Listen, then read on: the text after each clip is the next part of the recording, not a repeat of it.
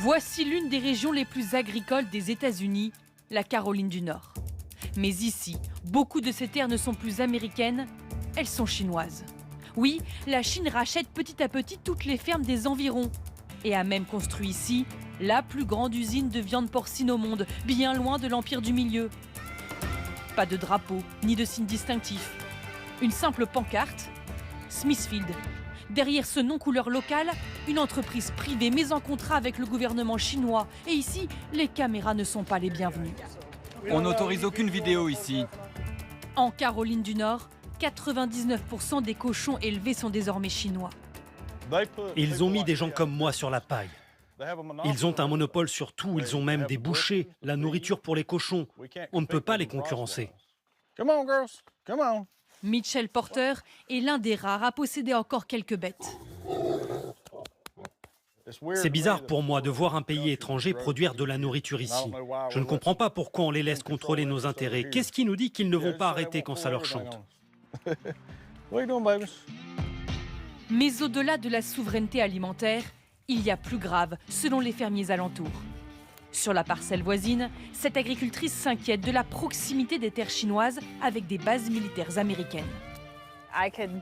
Je peux en citer au moins 4, à moins de 2 heures de route. La principale est à peine 15 km. On se demande quelles sont les intentions des Chinois ici. C'est assez effrayant.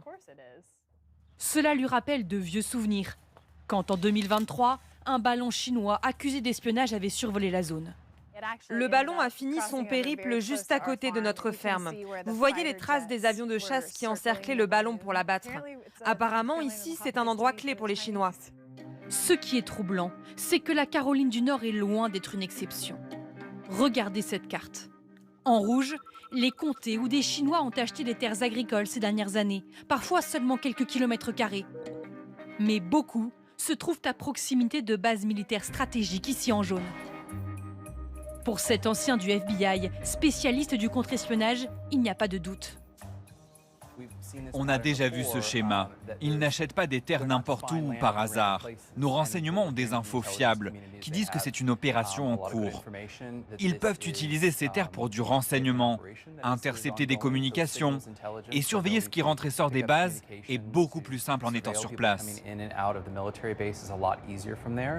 Le gouvernement américain est d'autant plus inquiet que depuis une loi de 2017, les entreprises privées chinoises aux intentions purement commerciales peuvent être contraintes par Pékin à participer à des opérations de renseignement. Mais certaines éveillent très vite les soupçons.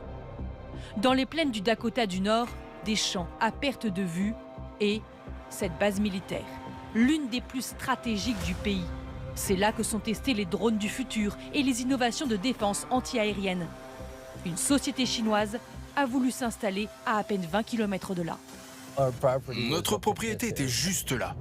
Cet agriculteur a été approché pour un contrat juteux et l'obligation de signer un accord de confidentialité. On était déjà en plein processus de vente quand j'ai su qui était vraiment derrière. Ils offraient un prix de promoteur plutôt que le prix classique d'un projet agricole. Plus de 2 fois ce que j'aurais pu obtenir pour ces terres normalement. Les voisins ont tiré la sonnette d'alarme, intrigués par une succession d'éléments suspects. Au début, il s'appelait Fufeng. Quand on a commencé à s'y intéresser, c'est devenu Fufeng USA. Ils ont changé leur nom. Dans leur usine de maïs, ils voulaient des tours de refroidissement de 90 mètres de haut. C'est du jamais vu. Des tours aussi hautes, la norme c'est 45 mètres, c'est tout. Mais pourquoi? Ah bah, c'est justement le problème. Sûrement pour accéder au ciel et à toutes les informations qui s'y trouvent. Le Pentagone est intervenu et a cassé la vente. La base aérienne voisine craignait une opération d'espionnage. L'entreprise chinoise n'a pas souhaité répondre à nos questions. Ce sont finalement des investisseurs belges qui ont acheté les terres. Le gouvernement américain vient d'annoncer un projet de loi pour interdire à l'avenir la Chine et les autres pays étrangers rivaux d'acheter des terres agricoles ici, aux États-Unis.